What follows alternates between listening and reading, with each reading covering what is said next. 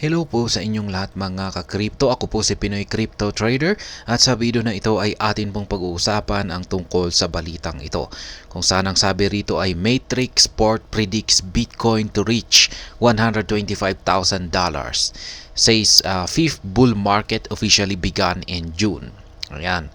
Naglabas na naman po ulit ang prediction dito, ang Matrix Port dito kay Bitcoin. Yan, prediction pa nila kay Bitcoin kung saan ay aakyat daw po ito sa mataas na presyong 125k or $125,000.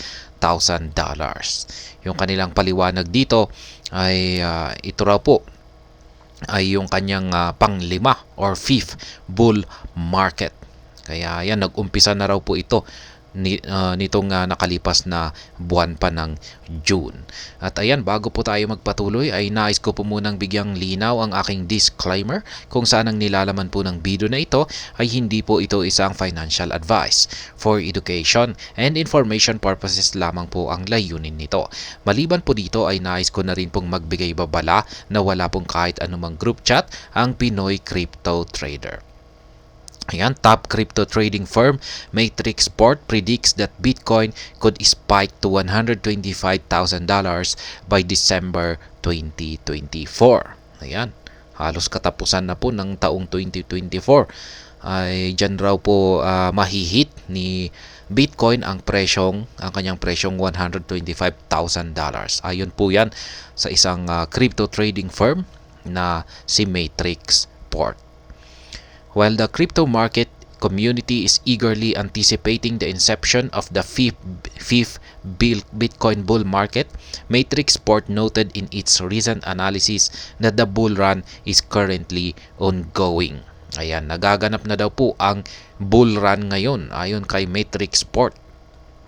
According to its latest report, Matrix Port said the fifth Bitcoin bull market officially began on June 2022. Ayan, 2023. Ayan.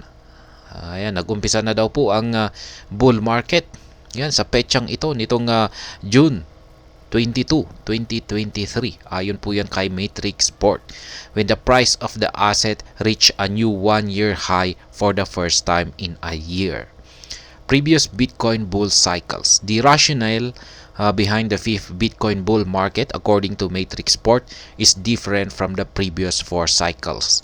It pointed out that the first Bitcoin bull market started in 2011 after BTC showcased itself as a new payment mechanism. Matrix Port noted that China pioneered the second bull market when it recognized the top crypto asset as an alternative form of money. Ayan, yan raw po yung China raw po ang nagdulot ng second bull run, yung kanilang nirecognize ang si Bitcoin bilang isang magandang alternative form of money. Per Matrix Port, the third bull cycle was driven by the rise of initial coin offerings or ICOs. Yan. Yung the third bull cycle naman daw po ay yung nag-influence naman daw po rito or yan, yung nagtulak po rito para magkaroon ng bull run ay yung ICOs. Yan po yung initial coin offerings. The firm stated that the fourth bull Bitcoin cycle commenced in 2021 and it was caused by the DeFi summer and NFT craze. Ayan, yung fourth cycle naman daw po, yung ika-4 na Bitcoin cycle ay yung nagdulot naman daw po dito ay yung DeFi summer at yung NFT craze. Ayan, contrary the previous Bitcoin bull markets, the current and fifth BTC bull run was primarily driven by the growing expectations of institutional adoption of crypto due to unsustainable US debt to GDP ratio. Yan naman daw po ang dahilan na siyang magkukos sa ikalimang BTC bull run natin. Yan, yung institutional adoption ng crypto dahil sa unsustainable daw yung yung utang ng US. Yan yung US debt to GDP ratio. Bitcoin to reach 125k by December 2024. Yan po yung kanilang prediction. Interestingly, Matrixport predicted that the price of 1 unit of Bitcoin could reach an all-time high of $125,000 by December 2024. The trading company attached a chart to the analysis highlighting how the fifth Bitcoin bull market will unfold. Ayan, meron po silang ipinakitang chart dito. The Matrixport chart shows that BTC could trade $45,000 around December 2023 and January 2024. Furthermore, the top asset class will experience a slight dip in February 2024 before rallying to around 63,130 and second quarter 2024. Ayan, base po sa kanilang chart ay maglalaro po ang presyo ni Bitcoin sa presyong 45K. Ayan, dito sa mga buwan ng December taong 2023 at saka January taong 2024. Napakalapit na po niyan.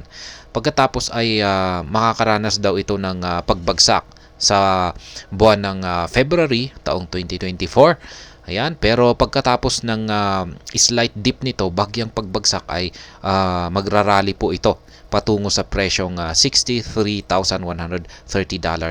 Yan sa second quarter ng taong 2024. The firm forecasts that Bitcoin's price will plunge by August 2024 before resuming its rally by October. This time, Bitcoin will continue the rally until it reaches the projected price of $125,000 by December 2024. Ayan. Kaya meron kasi yung presyo po pala ni Bitcoin ayon po dito sa forecast or predictions ng Matrixport ay hindi po diretsyong aakyat hanggang dito sa $125,000 pagsapit ng December 2024. Yan, medyo maglalaro pa pala ito. Yan, babagsak aangat hanggang sa pagsapit ng December 2024 kung saan ay ito na po ay tuluyang aakyat hanggang sa presyong 125K. Ideal time to buy. Ayan.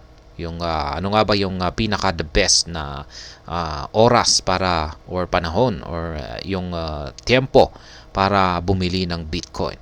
It bears mentioning that the next Bitcoin halving is expected to take place by April 2024. Ayan na nga yung inaabangan natin lahat, yung Bitcoin halving na magaganap dito sa paparating na buwan ng April taong 2024. As a result, Matrixport noted that the ideal time to buy Bitcoin was 14 to 6 months before the next halving event. Yan po. Ayon po kay Matrixport, ang pinakamaganda raw or ideal time para bumili ng Bitcoin ay 14 to 6 months bago maganap ang halving event.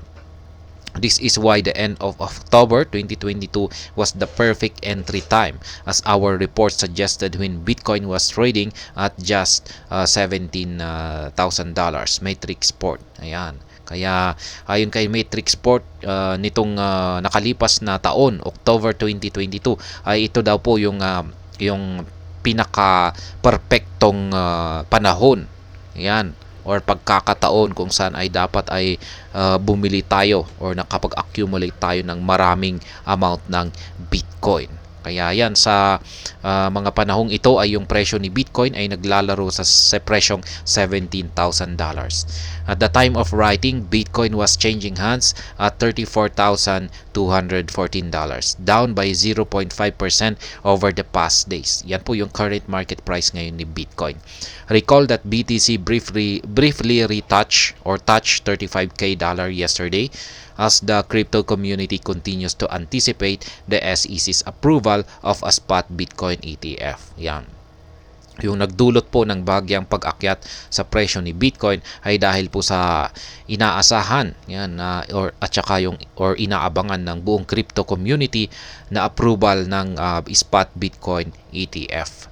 Many analysts believe that the approval of spot Bitcoin ETF in the US will boost institutional adoption, thus propelling the asset's price to surge further. Ayan, maraming mga analyst ang naniniwala na kapag na-approve daw po ang spot Bitcoin BTF dito sa bansang US ay magdudulot ito ng isang matinding price surge.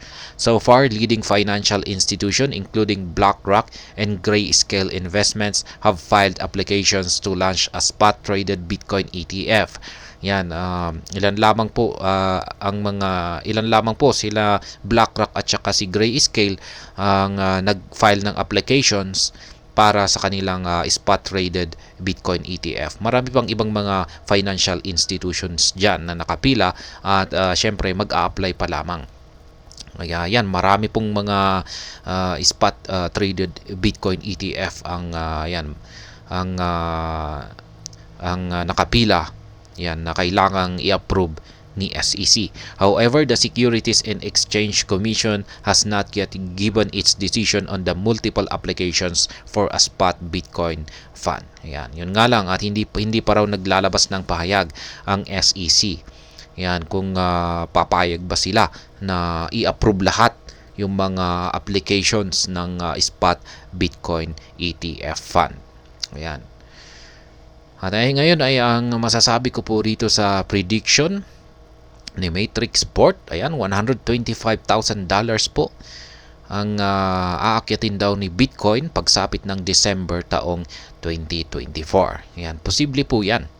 Yan, lalong-lalo na at marami po talaga tayong mga events na yan, mga catalyst na events na talagang magpapaangat ng todo yan sa presyo ni Bitcoin at malamang ay yan, may mga iba pang mga analyst na nagsasabi na higit pa sa 125k ang posibleng akyatin ng presyo ni Bitcoin.